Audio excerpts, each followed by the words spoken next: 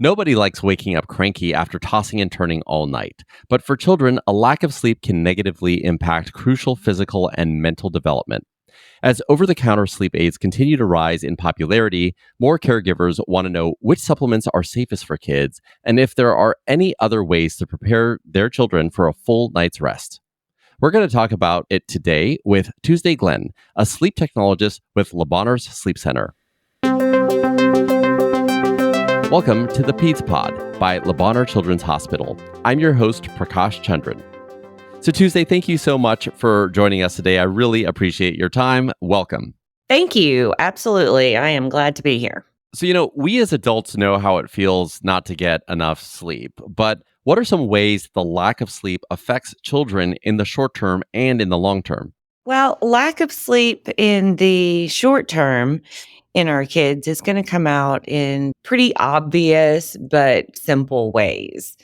Like you'll notice them being more tired during the day. They may want to take a nap when they normally don't. They may want to take a longer nap if they normally do, or an extra nap.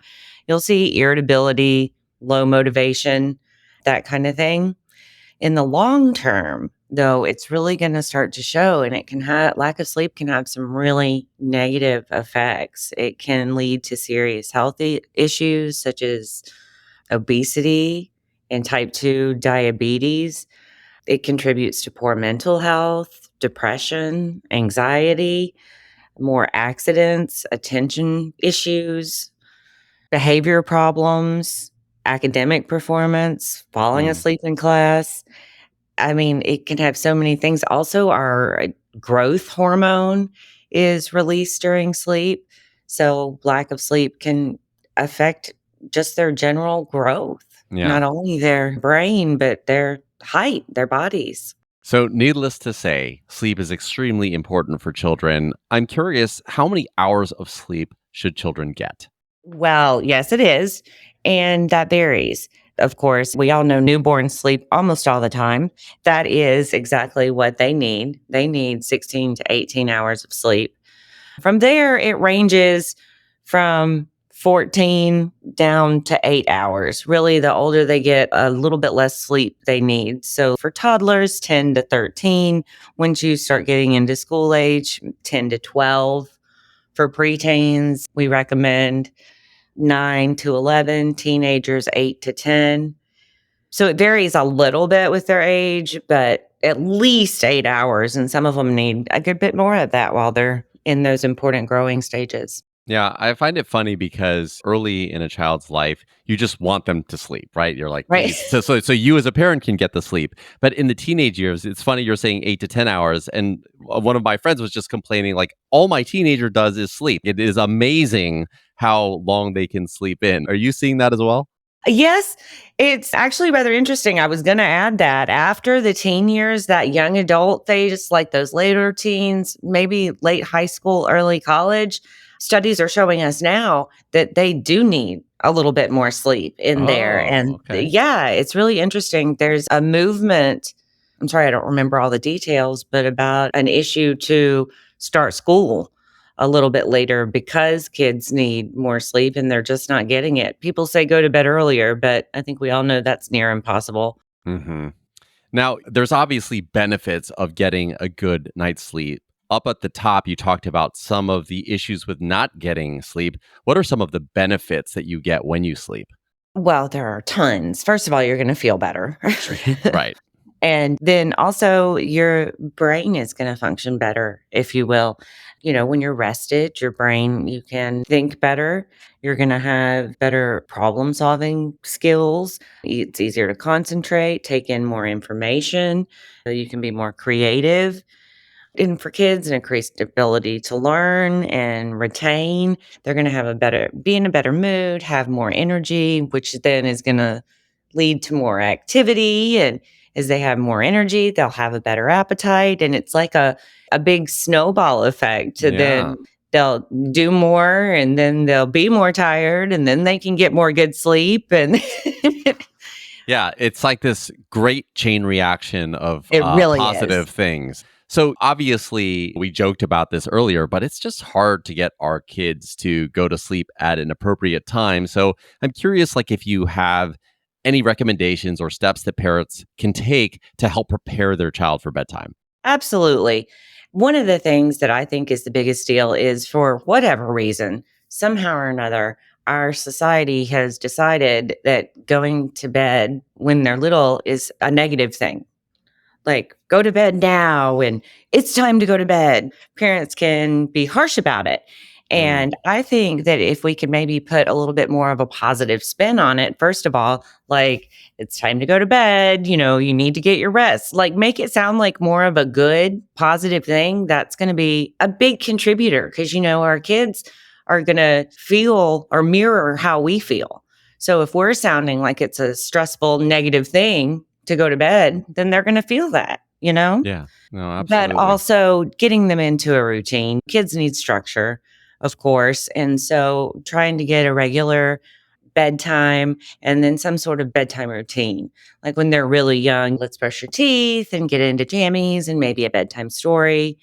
And then as they get a little older, as teens or even school age when they think they're older than they are, maybe chat with them about their day or just give them some one on one relaxing time, but some sort of routine and regiment, something that makes it regular. Also, parents can contribute by trying to promote or create a good sleep environment for them. We keep the beds clean and all of that. We do that naturally as parents, but also making sure the room is cool and there's not any crazy outside noise going on. And again, like I said, really alleviate any stress or negativity that we can when they're real little, any fears or anything like that, and just help make it a relaxing, calm, positive event so that children want to get better sleep.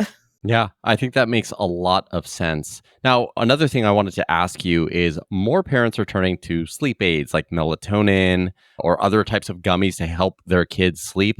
Are these safe to use and are they safe to use often? Well, actually, I would refer you to a doctor for that. I am a sleep technologist, but anything about meds is really going to need to come from a physician, a sleep physician, or even just their regular primary care physician can guide parents on that a little better. Got it. I can tell you though that melatonin is our sleep hormone that your brain produces to help you sleep better. Our brains produce serotonin to help us stay awake and melatonin to help us sleep. And one of the biggest issues for somebody maybe needing melatonin is that their brains aren't creating enough of that hormone. And what kills that hormone or suppresses that hormone is too much screen time. There you go. Okay. Well, that is something that is very interesting that I think all parents are trying to not only get their kids to do less, but trying to get themselves to do less as well. Right. I guess then the question becomes when should a parent be concerned, right? Like when should they talk to their child's pediatrician if they are concerned that their child isn't getting enough sleep? Well, anytime, anytime. I'm a huge advocate for sleep, obviously. But anytime they think something might be wrong, or just as part of their just daily checkup, health information, how's your sleep? Are they getting enough sleep? Just be a little bit more aware of sleep. Unfortunately, as a society, we take sleep for granted.